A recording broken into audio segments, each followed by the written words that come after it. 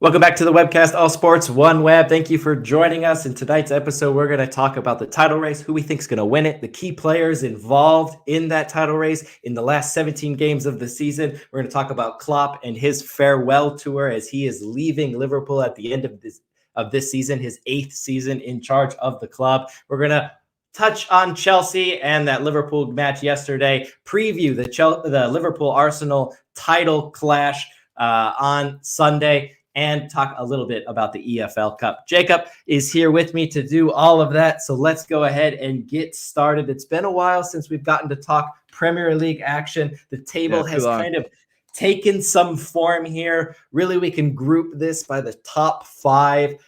Villa sitting on 43 points, Tottenham on 43 points, Arsenal on 46, City with a game in hand also on 46, and Liverpool with that thumping 4-1 victory at Anfield yesterday over Chelsea takes them 5 points clear on 51 points. 6th place, West Ham getting a draw today. They sit 7 points back of Villa. United are there as well. So we've kind of taken these top 5 teams. I think we can agree that really the title race at this point is sitting upon these teams. But Jacob, I ask you, out of Villa, Tottenham, and Arsenal, are any of these teams going to be in that title race come April when we get to the end, those last 6, 7, 8 games of the season? I think there's a fair shout for the top 4 teams that there's a chance. We got a lot of football to play still in this season. There's 16 games left for most of the teams. I honestly think it's possible the gap isn't so large from 4th to 1st. I do think that if you're a betting man, like first, you could make a reasonable argument that it's a 2-horse race at this point. I really think, though, Arsenal and Tottenham have a chance. There's been a lot of dropped points this season, and teams can continue to do that. Obviously, injuries could come into play. Injuries could be huge as we approach May. I like that we kept Aston Villa in this conversation. I feel like we are just kind of throwing them a bone because we're so impressed by what they did in the first half of the season. And I want them to continue doing well. I love watching them play. What Unai Emery has done for this club has been massive. When he joined, there was whispers about possible relegation battles. He's clearly out of any conversation with that. He's done an amazing job with the team. I don't think they get in the top 4 for the remainder of the season, however, even though they're right on the outskirts of that, and they just lost that spot. Might be harsh to say, but I don't see them breaking back into it. I think Ollie Watkins cools off. He's got, I think, 10 goals. Yeah, 10 goals in the Premier League this season. He's had a great first half of the year. I don't think that form continues, and I think without those necessary goals, it's really tough for them to break back into the. So to answer your question, I do think that there's a chance that Arsenal and Tottenham, especially Arsenal, are in this conversation, and it would be kind of rude to keep them out of it. However, I could definitely see an argument that it's turning into a 2-horse race, especially if we have another conversation after this Sunday with that huge matchup. Yeah, we'll get a little bit to that game a little bit later. Sunday, Liverpool, Arsenal. Huge title implications when you look at the standings. If Arsenal can win that game and kind of catch up, close that gap, allow City even to take a step and regain control if they can win their then 2 games in hand at that point. But I want to also talk about Villa a little bit as well. They lost 3-1 to Newcastle just this week, their first home loss in the Premier League. Like you mentioned, we've been so impressed with Villa and their ability, especially at home, to beat everyone, play the big teams tough, get points against everyone. One of the best home records in the league. They do lose to Newcastle. They've only won 1 in their last 5 Premier League games. But Jacob, let me read you their next 8 games, which takes us to April. Sheffield away from home. They can get 3 points there. I mean, I could see something maybe, but they should get 3 points there. United has to go to Villa. Villa going to bounce back after that home loss. That's going to be 3 points. Then they get Fulham, Forest, Luton. I get it. But I know. But I'm just saying, Okay, Go ahead. At home they can do it. Okay, Fulham, Forest, and Luton. Their next 3 games after that.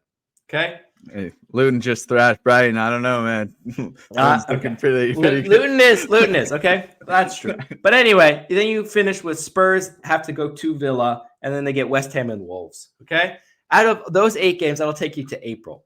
Even if you lose 1, you draw 2, maybe.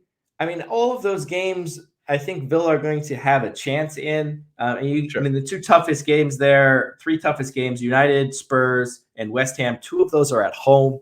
And if you can find yourself getting, anywhere around 20 points out of those 8 games, 20 out of 24 points, I think, especially when you look at the other people's schedule and the teams that they have to play, I think Villa can keep themselves in that race come April. Granted, then your back half of the schedule is going to be, it's going to be pretty tough. But I do like Villa because of the schedule that they have. I think that they can do it. Spurs, on the other hand, more so it's the other 4 teams I think are just better, and I don't think it's not a knock on Villa. Like I said, they've had an amazing year so far. They've outperformed everyone's expectations, maybe even their own expectations. I just don't think that the other 4 teams will budge and give up that Champions League spot. Okay, it could be 5 Champions League spots. I know. Like Tottenham's getting all their important key players back from injury. You've got Romero not getting red cards all the time. It's only a matter of time. Madison is just getting back into full fitness. He's looking really good. Most importantly, probably Van de Ven is back from his hamstring injury. Great to see that. He was having an amazing season before he went down. That Chelsea game just really just destroyed them for weeks. The last couple of months. Yeah. They didn't have a loss before that Chelsea game, and they lose Madison, they lose Van de Ven, they get 2 red cards in that, and they take like 10 steps back. They were, like I said, undefeated. Son is still in the Asia Cup. Postecoglou will be rooting against Korea for a few different reasons. They play Australia tomorrow. Postecoglou, obviously, growing up in Australia, will be cheering for them extra hard tomorrow. Make sure he gets his talisman back. The finals on February 10th, so they're only going to miss Son for at maximum 2 more games after this weekend. We'll see if Korea can make it that far. But yeah, I think what Postecoglou is doing is amazing at Tottenham. Again, some people were even saying Tottenham might be in the bottom half of the table this year. They're far from that. And we know the quality Arsenal has. I just don't see Aston Villa breaking into that top 4 anymore. Yeah. I'm at the end of the season, I think they won't be there, but I think with the schedule that they have a chance, and I would love to see it. I'd love to see them put these points together. I mean, if you could get 20 out of 24 points, you're going to keep this really tight. When you look at City having to play Chelsea and Arsenal in the next 8 games, Arsenal has to play Liverpool, Chelsea, and City in the next 8 games. I mean, those Arsenal right there could drop way more than 4 points just in those games alone, let alone all of the rest of them. So I think Villa have a chance, but they're going to need to run this gauntlet, not really a gauntlet, but run it all the way through it and try to take as many points as possible, because their back end of the schedule, April, May, is going to be tiresome, especially if Unai Emery can take them kind of further in the Europe competition. So we will see how they do. Spurs, a good schedule as well. Timo Werner, I think, looked lively the other day in their 2-1 win. Or 3-1 win, whatever, 3-2 win over Brentford. They're up 3-1 at one point. Yeah. I think he was involved in the build-up play to at least 2 of those goals. Looked really lively.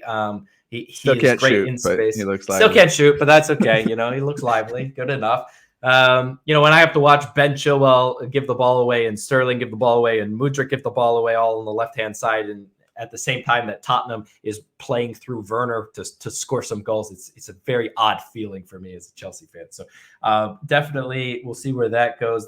Getting the health back, I agree. I think Spurs definitely will be in the conversation as well. I really think that this can, at least until April, before we get full clarity on what this is going to end up looking like. In my perspective, I think Arsenal this weekend, obviously hosting Liverpool, is huge. If they can get anything from that game, they're really going to help this title race stay tight. But we will see how that goes. So that brings us then to City and Liverpool. You mentioned that they are your two favorites. They were our two favorites when we made our EPL predictions at the beginning of the season. So right now, Liverpool have a 5-point lead over Manchester City. City have a game in hand. Liverpool have to go to the Emirates this weekend. So for right now, who is your favorite to take the title race and why? Take control of the title race. And this is one of the most exciting title races that I can remember in recent history. There's so many different talking points. I hope for the neutrals that it stays more than just a 2-horse race. Like I said, I could see that in the next couple of months, it just ending up being that way. It usually happens that way. I think that Newcastle game, Manchester City Newcastle game, was a pivotal turning point for the entire season. Kevin De Bruyne gets subbed on around the 70th minute. Instantly, you feel an effect.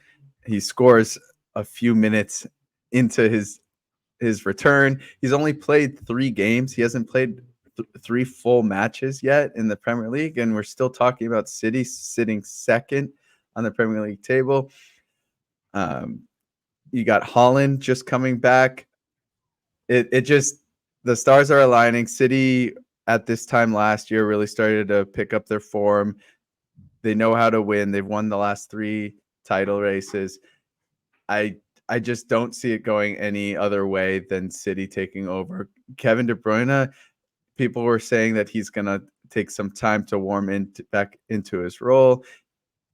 It doesn't look like he needs any time at all, other than he needs a little bit more fitness. He can't finish a game still. He got subbed off the other day at the 70th minute.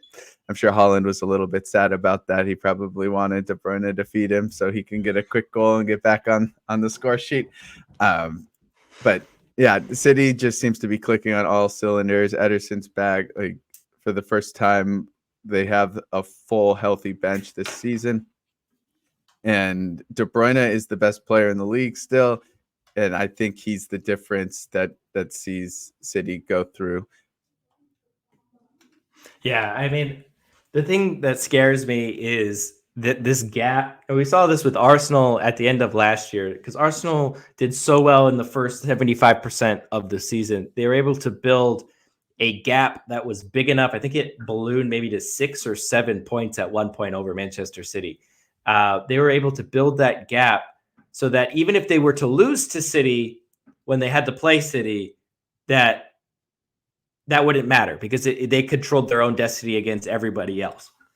This gap, however, with the game in hand, is only 2 points, which means that game on March 9th between Liverpool and City could really do it.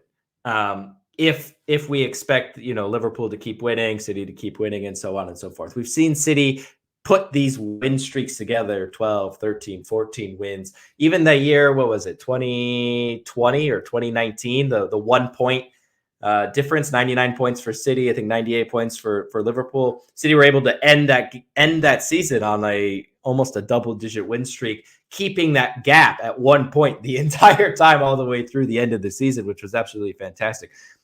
Getting Haaland back, he's played 16 games in the Premier League, has 14 goals. Incredible. Getting De Bruyne back, he's played 5 games in all competitions since he's been back. He's gotten at least a goal or an assist in every single one of them, which is absolutely insane. That combo is actually going to play together. I think they're going to be a runaway train. So if Liverpool has a chance in this, it is that game on March 9th. They cannot lose that at Anfield. At Anfield. They have to at least get a point from them. And if they can win it, that would be great. But they cannot lose that game. They have a little bit of a lead, but it is not, in my opinion, big enough to stop City from running away with this. No, So see, I yeah, agree with Liverpool you. definitely has a chance. Like, don't get me wrong, but Mhm. like, I mean, they still only lost one game, and it was that infamous VAR game where they got 2 red cards against Tottenham. You had what was it, Diego Jota's offsides goal, I think, or Luis Diaz, I can't remember which one. They've got the best defense in the league. They're the only team that hasn't let up 20 goals this season. They definitely have a Yeah. chance. I didn't spend any time giving them props. They've had an amazing season. I just think with De Bruyne coming back and Holland coming back and City still just 2 points down with the game in hand, of course. Um, I just have to give it to City. Yeah, I think they're deeper. Liverpool have been able to play. I mean, we saw against Chelsea, they made 5 substitutions. Bradley comes in, and it's like Trent never left. A goal and assist, or 2 assists and a goal for him. 18-year-old, absolutely, or however, 19-year-old, however old he is, absolutely fantastic. They could bring Trent into the middle of the field. I mean, he scored 4 goals against Chelsea, and Robertson and Trent Alexander came off the bench. I mean, those were their main goal creators for the longest time for them, whipping balls in, everything like that. So they have the depth to be able to do this. Them and City, the only 2 teams that not have been beaten at home this year, which is absolutely, or no, City's been beaten at home. But anyway, Liverpool not beaten at Anfield. So that's going to be a fortress for them. They're going to be able to lean on that throughout the rest of the season. But I agree with you. I think City's going to be unstoppable. They're going to be, and it's because of this man right here, absolutely past master magician. He's going Yeah. to run it. Rodri, he's going to be even better now that KDB is back. Holland obviously is going to be even better now that KDB is back. So he fits so well in that team and makes everybody so much better that I think City's just not going to be beaten. And so it's just whether or not Yeah. Liverpool can hold on to the lead or I think not. a big point, especially in the near future, is Salah's coming back from AFCON with the knock. He injured himself against Ghana, I think, on the 18th. So we'll see how many games they're missing him. Obviously huge. He has 14 goals this season. Holland has 14 goals too, in a lot less 4 less matches. games. Yeah. Yeah. And just to talk about Arsenal for a second, I think they're having a good season, but I just don't think they have that goal contribution that you need. Salah and Holland, like we said, have 14 apiece. Arsenal's highest goal scorer is Saka at 7. They just don't have that star striker that they need. They brought in Havertz to try to help with that. I think he's done Was okay that the solution? with the 4 goals. It must have been something. Everyone's been asking why they made that signing. I don't know what they were expecting from that. Saka is having a brilliant year. I feel like Odegaard's season last year was much better than what he's doing this year. Still a great player, but yeah, I just don't think that Arsenal has the goal contribution, just superstar that you need to win the Premier League right now. Anyway. Yeah, I agree. I think that they're definitely playing this a little different. I think they're more stable than they were last year. Last year, they went on a tailspin after getting knocked out of Europe. They lost, I think, drew or lost 3 consecutive Premier League games to just get rid of that lead that they had, top the Premier League. They led the Premier League for pretty much 30 match weeks out of 38 last year. This year, they're more robust. They're maybe harder to beat, but they're not gaining as many points week in, week out that they used to. But I think that's going to translate through the rest of the season. So I think they'll be there or thereabout. But I think City winning all the games that they're going to win, Liverpool keeping pace. I think I agree. They're just going to pull a little bit away. And so that brings us to Sunday's game at the Emirates. Arsenal, Liverpool. Who do you got? And if it wasn't at Emirates, I would just immediately say Liverpool. I'm still gonna go for Liverpool here. I think they're just, that game against Chelsea. I know it's just Chelsea, and Chelsea's obviously had a horrible year, but that was an insanely impressive game. They were just, it could have been like 7-1, honestly. It was such a dominating performance. I think they're playing very well. I think the Klopp Farewell tour is helping excite the players. They won't really want to send him off into the sunset with another title. We'll see what Klopp is doing, if he's just tired of the Liverpool weather, if he wants the Germany job. We'll see what's next for him. But I think I got Liverpool this Sunday. Yeah, we saw these two teams play in the FA Cup not too long ago.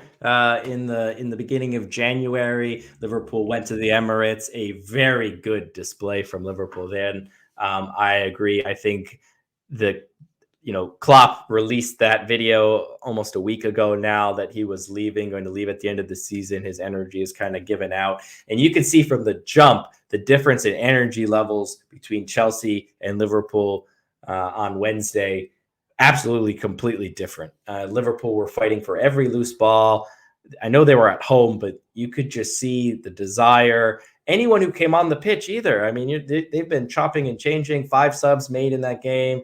Young kids kind of being brought on. Everybody was fighting and running. And I mean, Jota basically bulldozes his way through 2 center backs who are a foot taller than him practically. You could see the desire. You could see the hunger. It's been Klopp's MO for so long. His teams fight, the energy, the high press, all that kind of stuff.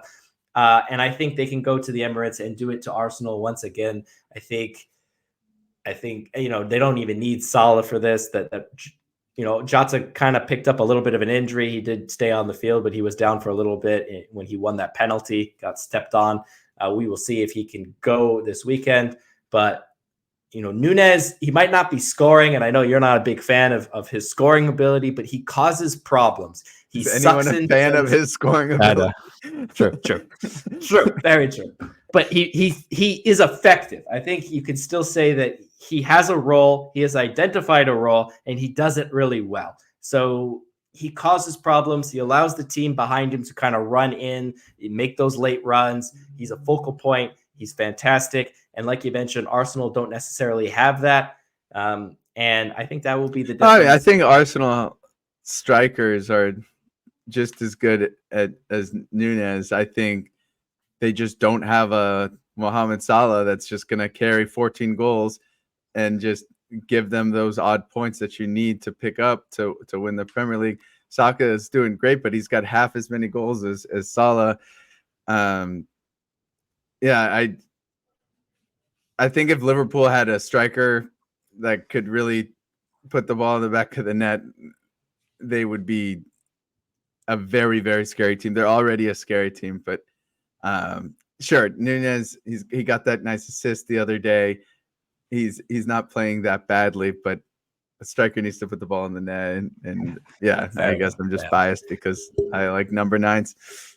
Oh yeah, well, you had the pleasure of seeing some of the Premier League's best as a Manchester City fan. But I think Nunez, his ability to run in behind, his ability to kind of soak up the center backs, pull people into him, I think is what allows your Salahs, your Luis Diaz's to cut in enough. And so I think in that way, Arsenal, and they need to play more through people. You can get Martinelli, you can get Saka to kind of make something happen, but they have to kind of be more creative. They have to play through people. They really, that is their only way, where Liverpool, I think, have a lot of different ways to counterattack, going through Nunez, going over the top, all these different kind of things, making late runs. So that's why I like Liverpool to go to the Emirates and pick up all 3 points. And I think that will start establishing the Liverpool City dominance. But I tell you, I'm excited to watch Villa. I hope that they can get 20 out of 24 points and stay in this. Okay. I hope they do too.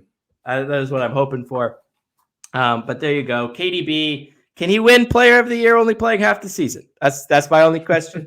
If anyone's going to do it, I think it's going to be this guy. Absolutely. I mean, he just makes an impact. I mean, the dude's hobbling, walking around, plays 20 minutes, gets a goal, gets an assist, scores the winner. I mean, the dude does everything. It's even the other day he had this pass down the line to Foden. Foden pulls it back, drops it down to Rodri. Rodri has a Champions League-esque finish, curls it bottom right corner. And that's not on the stat sheet. Brennan doesn't get an assist for that, but he created the entire play by sending. Go watch that ball. Amazing pass down the line. He does it better than anyone, and yeah, I'm so glad he's back. He's so much fun to watch. Yeah, who's also been fun to watch in the Premier League? Mr. Jurgen Klopp. He's been absolutely incredible. He's going to be leaving his 8 years here in the Premier League. Is part of that era where the Premier League was trying to take back control from maybe Spain, as dominating the Champions League. We saw Chelsea win one, Liverpool win one, City win one. Liverpool made 3 finals, City made 2 finals, Chelsea, won one, all since in these last couple of years. It was part of this big pull of managers. The best managers in the world were supposed to be coming to the Premier League. Pep came, Klopp came, Conte came back, Tuchel came in, these great managers. It was all thanks to him. The rivalry between Pep and Klopp has been absolutely incredible over the last 8 years. So before we go into that, we're going to have the trivia question for today, which is, what Liverpool manager has the best win percentage in the club's history? Yes, this is the entire history and every game that a manager has managed. So that is a trivia question. We will give you the answer here at the end of this. But Klopp, I mean, what more can you say, really? He was here 8 seasons, Europa League final, 3 Champions League finals. He won the FA Cup. He won the League Cup. He won the Club World Cup. He's won everything. The only Liverpool manager to win the quad, as you call it, over his managerial career: the League Cup, the FA Cup, the Champions League, and the Premier League, breaking the 30-odd year drought that Liverpool had from winning the Premier League. Absolutely fantastic. But what was your favorite part of watching him, especially with those great battles with Manchester City over the years? I mean, the battles with Pep and some of the most amazing games in the Premier League. I think one of their first ones, it finished 2-2, and they just walked to each other at the end of the game and gave a huge high five and a hug, like, good battle, buddy. Like, that was good. I remember those from the Germany days. Like, just amazing to see. Just one of the most genuine managers you'll ever see. Kind of like a Popovich from the NBA. Just genuine good dude. Loves football. The other day, they had that great win against Chelsea, and he goes up to the cop end and he does his little fist bump with them, and they roar back at him, and it still gives me chills to watch that. It's going to be so sad to see him leave, even though I'm not a Liverpool fan. I think Liverpool does suffer from this a little bit. Managers are just such an important part of the culture of the club, and yeah, I'm sad to see him go. Yeah, absolutely. So sad. He brought one of, make another sports comparison, another sport. You talk about Jim Harbaugh taking over Michigan 7 years ago, and his ability to kind of take that program back to what it was. It had been 20 odd years since they won a national title. They had struggled to beat Ohio State. They've now beaten them 3 consecutive times. They've won the national championship, and he is now taking off to the NFL. But he kind of restored one of the historic great programs in the sport.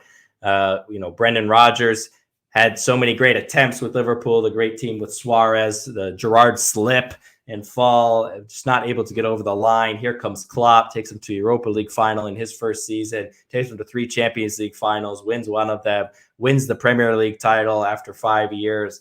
I mean, he finally brings them back, gets them over the line, able to stop City's first attempt at a three-peat in 2020 or 2021 when they won the Premier League. City has now done that, thank you. But yeah, there's a lot more Liverpool jokes going around the league before Klopp came in and changed all that. They're pretty much always in the title race when you have Klopp as a manager. He's been amazing for the club. It's going to be interesting to see who replaces him if Xabi Alonso comes. He's doing great with Leverkusen, obviously. We'll see. Yeah. And so, it's going to be great to see the end of the season as well, how they play. Got the EFL Cup final in about 2.5 weeks here. Chelsea will take on Liverpool once again for the EFL Cup. We'll see if Chelsea can finally get over the line. They've played each other in the EFL Cup and the FA Cup in the last couple of years. Chelsea lost penalties to both of them. After yesterday's performance, I don't know how confident everyone will be, especially when you know that Klopp is the highest winning percentage manager at Liverpool. 60.9% of his games, he gets all 3 points or There advances. you go.